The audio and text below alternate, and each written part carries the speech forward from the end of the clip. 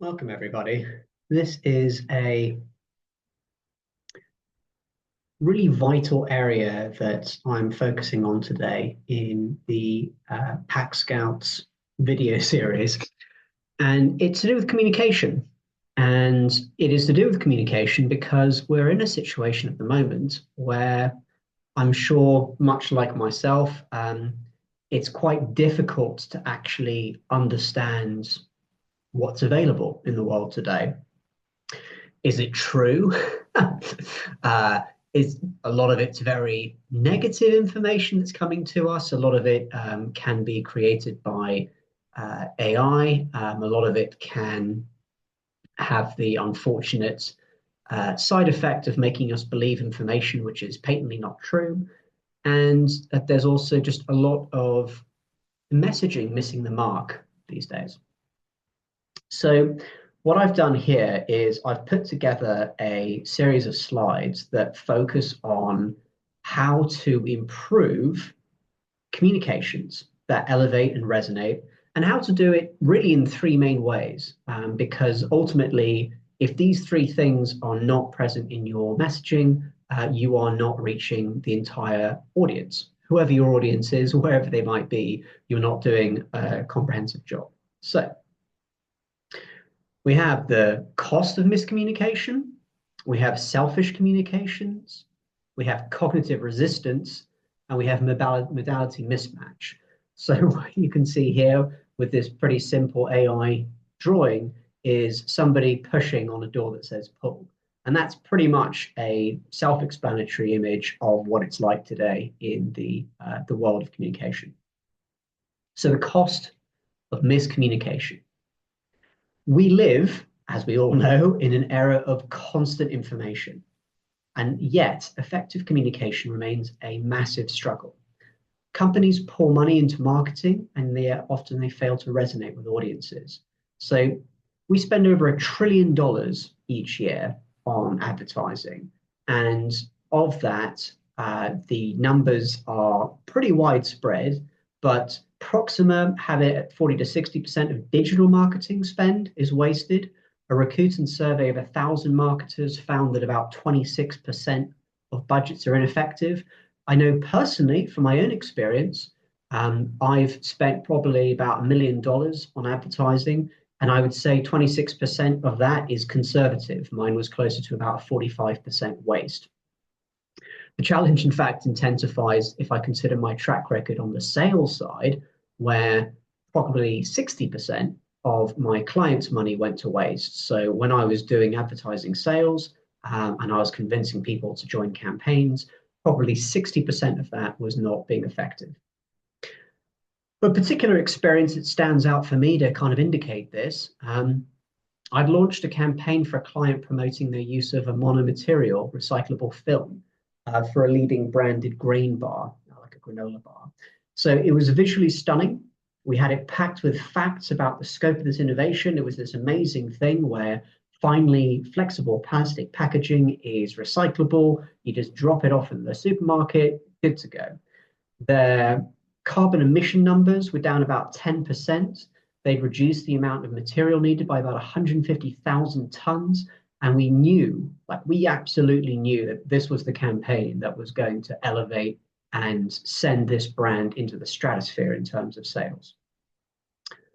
We had a complete failure. The result of this very expensive, very time consuming campaign was nothing. We, in fact, had about a 5% drop in market share. So the problem was very simple. We were talking about what we cared about. We were enunciating what was important to the brand. We were not talking about how that mattered to the customer. No one buys a product because it reduces waste. They buy it because it's easier, it's cheaper, it's healthier, it's more fulfilling for them. But it does something for them, and it's our job to tell them what it's going to do for them. So the first major flaw that we make is selfish communication. Companies focus on their achievements, their innovations, their milestones, but customers don't care unless it benefits them. I don't care that you've reduced your packaging by 10%, 20%, 90%. What I care about is the impact that will make to me and my life.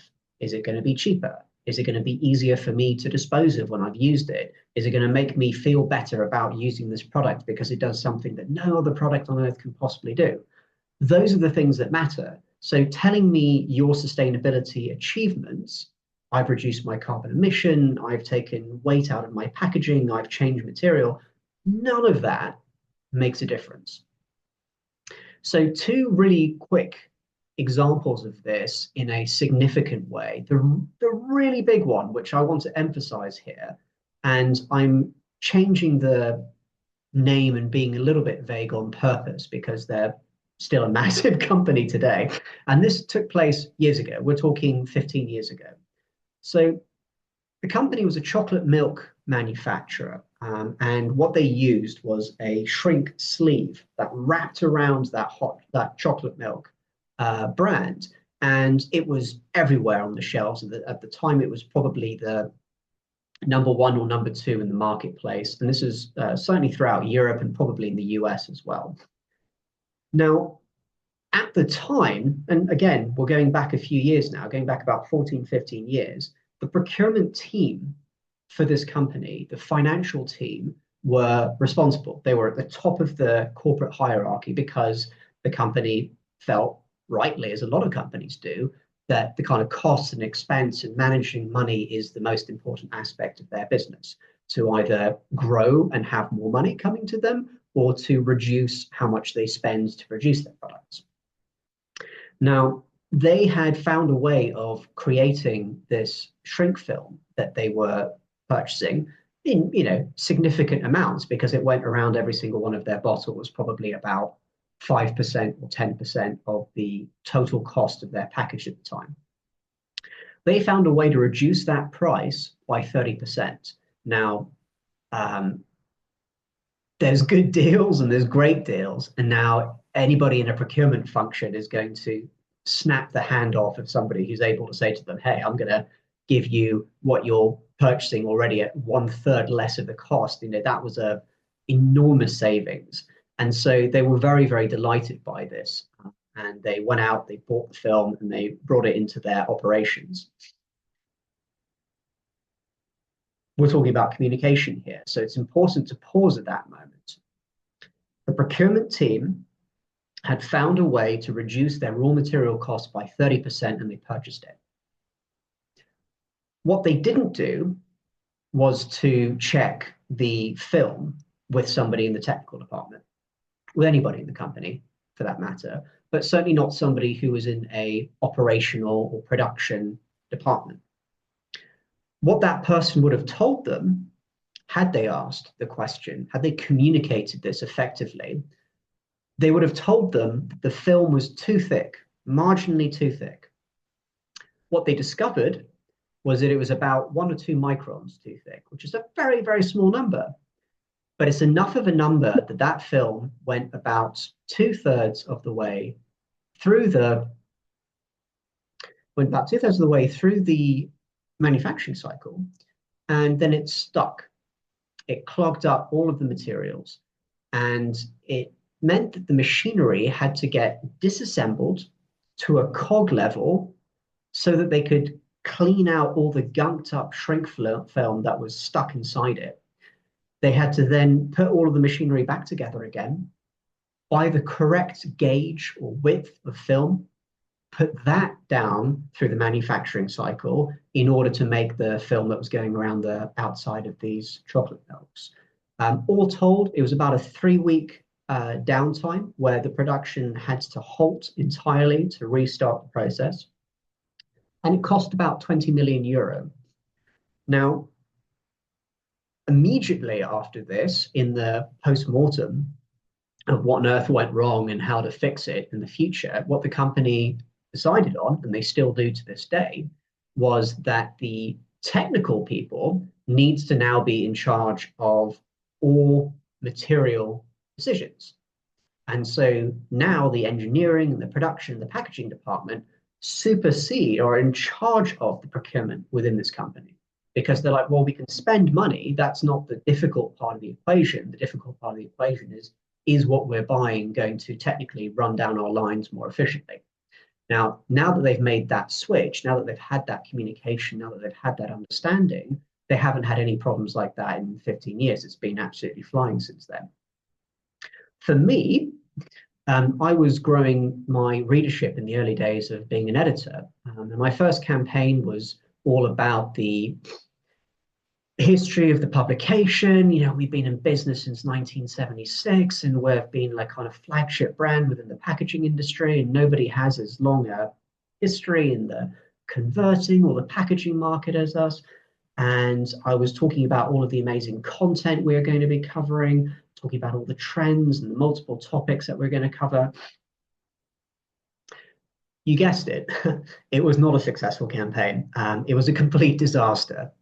We had about a 3% engagement rate. I'd spent about £20,000 on the campaign. At the end of it, we were actually losing readers. So what I'd done was I'd made that classic error, exactly like the procurement people had done. I hadn't spoken to somebody about, hadn't communicated what I was planning on doing to sense check it.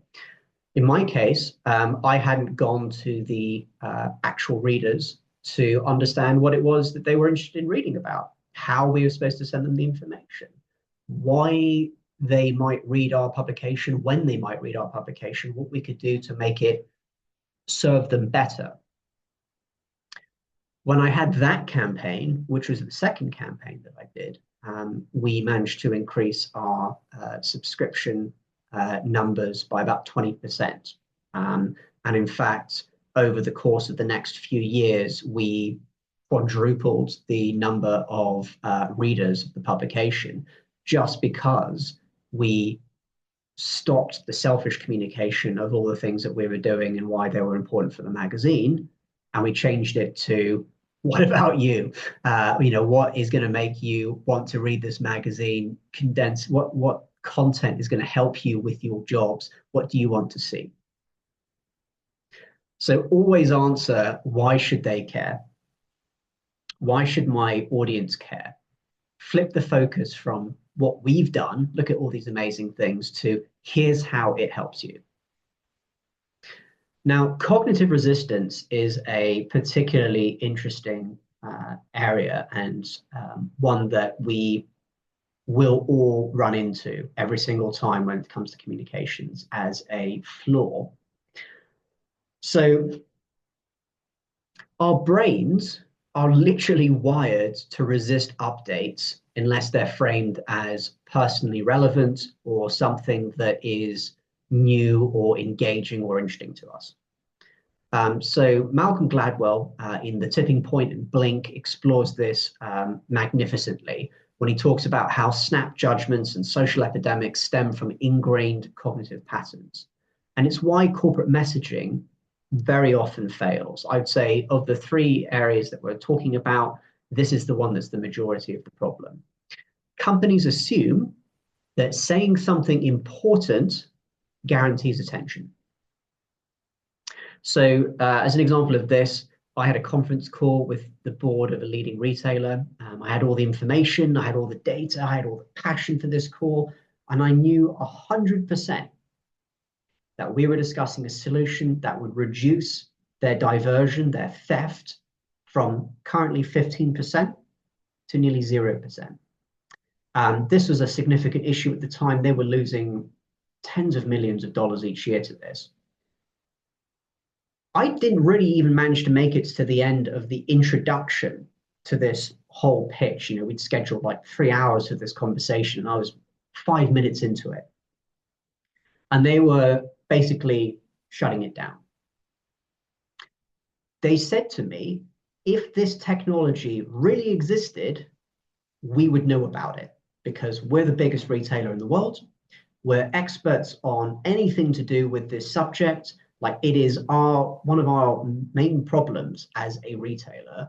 And so anybody would know that if this technology existed, of course we'd know about it, because we're the biggest consumer of this solution.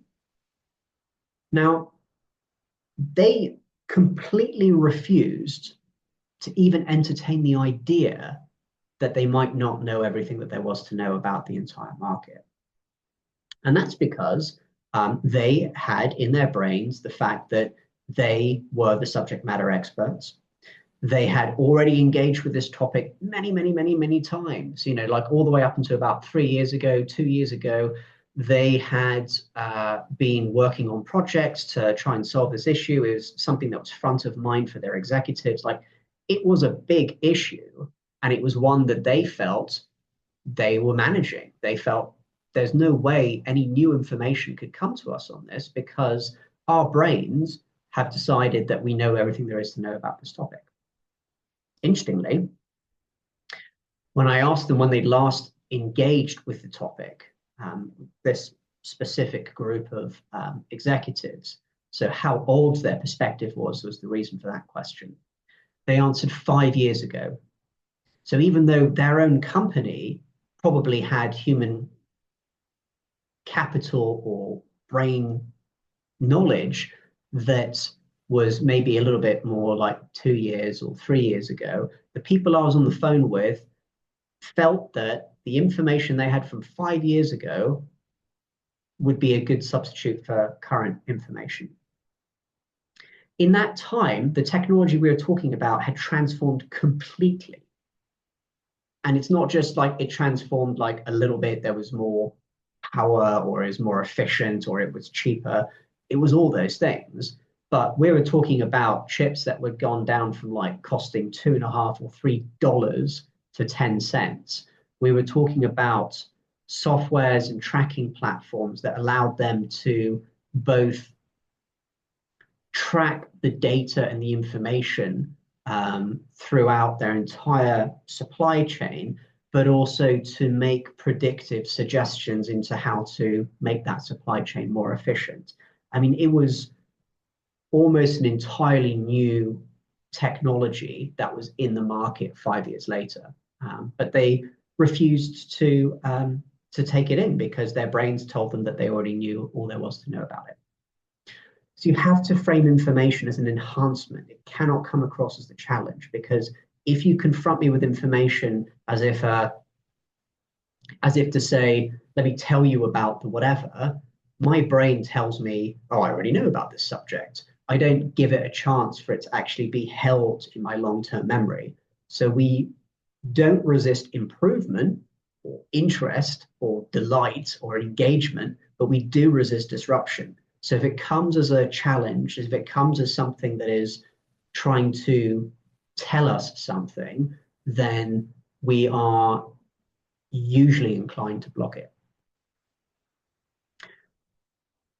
Probably the other biggest area, as well as the selfish communication one and cognitive resistance, is modality mismatch. And this is one that is baffling, to say the least. Not because it's a complicated topic, but because it is overlooked time after time after time. Probably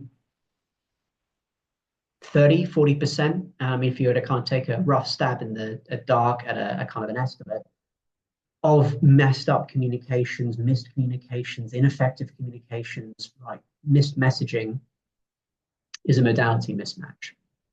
So in conversations with the AI for Tony Robbins that he's been working on at the moment, the AI Tony Robbins says that communication isn't just about what you say, it's about how the other person receives it.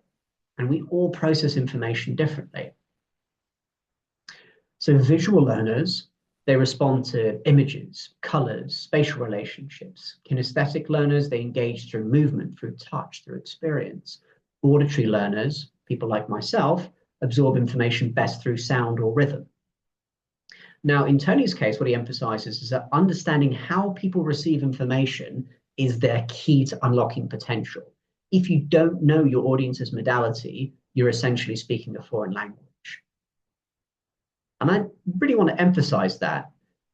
If you do not use all three of these, you are essentially speaking a foreign language to part of your audience. Your message is never going to land entirely unless you use all three.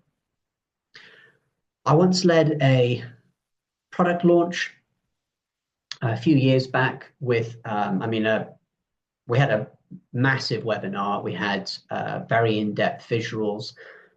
We covered all the data that showed how people could switch entire product lines to our sustainable solution without sacrificing any quality or performance.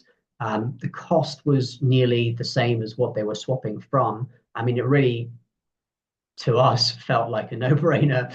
And again, there's that mistake of, like, don't think about it from your perspective, think about it from who's receiving the information. And I didn't do that. We had this amazing webinar. We had 400 people that were engaged on the topic on the day, and then nothing.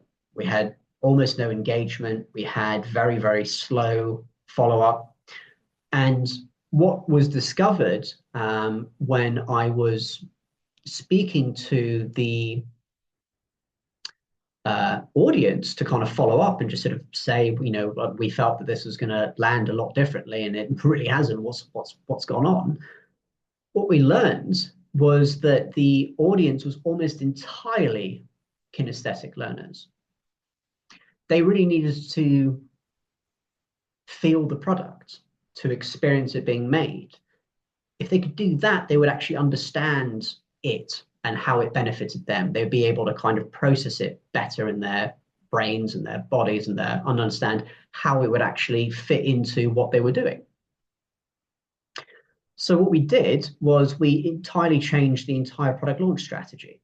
So the product launch strategy went from this abysmal webinar visuals platform to an open day. We provided samples. We had them walk up and down the lines to see the product being made, to watch it being packaged into final packs. And it became the most successful launch the company had ever had. It broke any record they'd ever had. And they've been doing this for 40, 50 years in terms of being in business. So the key insight here is that communication succeeds when it aligns with how audiences take in information. If I do not connect to how they take in information, I'm not going to be able to give them the information.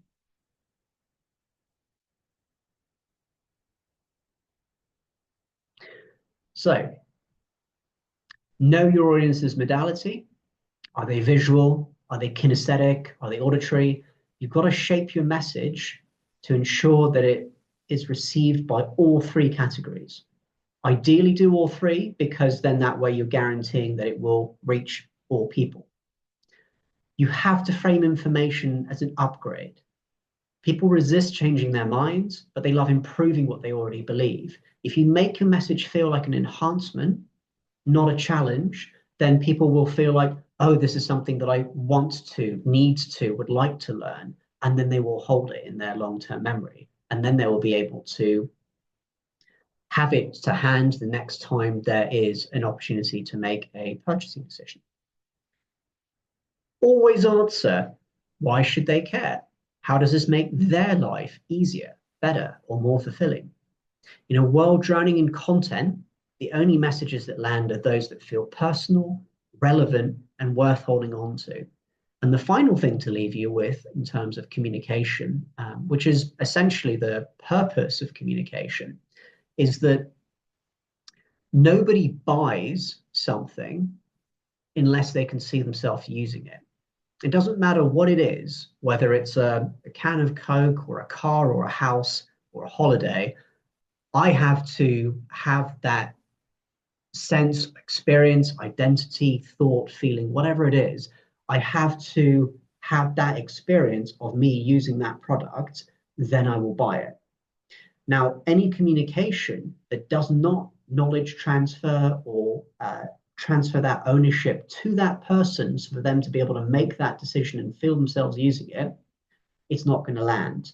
So the more that you can make your message transfer that ownership and ensure that it's using these three key areas, the right modality, framed as an upgrade to bypass cognitive resistance and make it about them, not you, you will see a massive uptake, both in how your message lands and who it reaches, and it will correspondingly make sure that more people are aware of what you're doing and your advertising, and hopefully it should raise your sales as well.